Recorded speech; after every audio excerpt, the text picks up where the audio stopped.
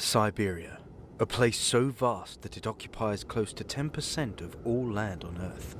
And if countries could be moved around, it could fit within its borders the USA, all of Europe except Russia, and still have area to spare.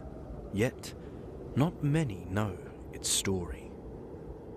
In the 13th century, Genghis Khan and his most powerful Mongol army swept through Siberia and Russia and conquered most of it, except the cold north.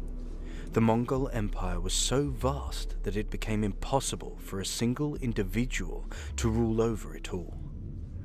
Russia declared independence from the weakened Mongols in 1480. Animal furs were the mainstay of Russian economy at the time. Soft gold, as the pelts were called, were in huge demand both at home as well as in Europe.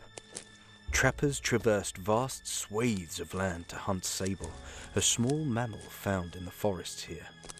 Indiscriminate hunting over the years had depleted the population to such low levels that the Russians began looking for new hunting grounds.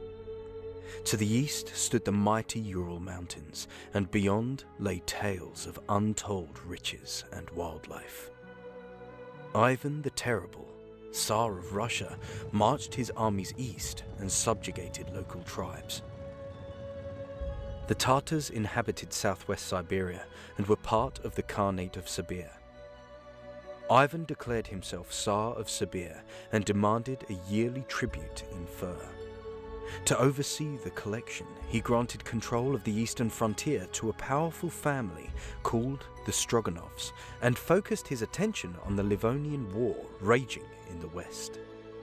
Sensing Russian weakness, the Tatar Khan Kuchum, who claimed to be a descendant of Genghis Khan, refused to pay the tribute. Stroganov had to act. He brought together bandits, adventurers, pirates, rebels, and mercenaries who had left Russia in search of treasure and riches.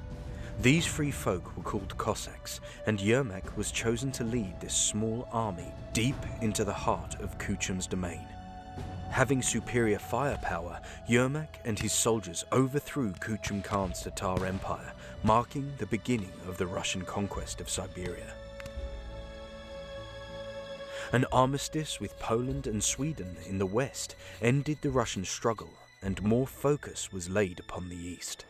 New routes and outposts sprung up to keep supplies and troops moving east, and by 1600, Moscow had a fortified route in Siberia.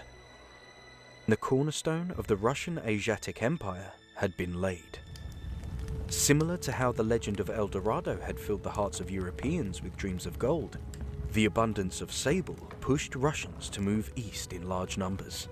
The tribes who lived here were forced to pay tribute or cassack in fur and faced numerous atrocities, even death. Siberia had become a killing field. Settlers in search of fertile lands reached as far as the Amur Valley. Famines in the past had led to the deaths of many Russian settlers. There have even been reports of human flesh being sold in the streets.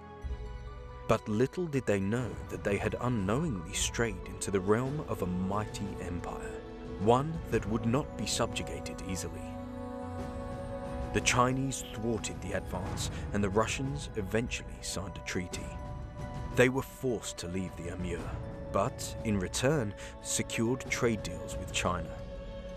Meanwhile, the already discovered lands of Siberia were becoming fiercely competitive. One region, however, remained unexplored.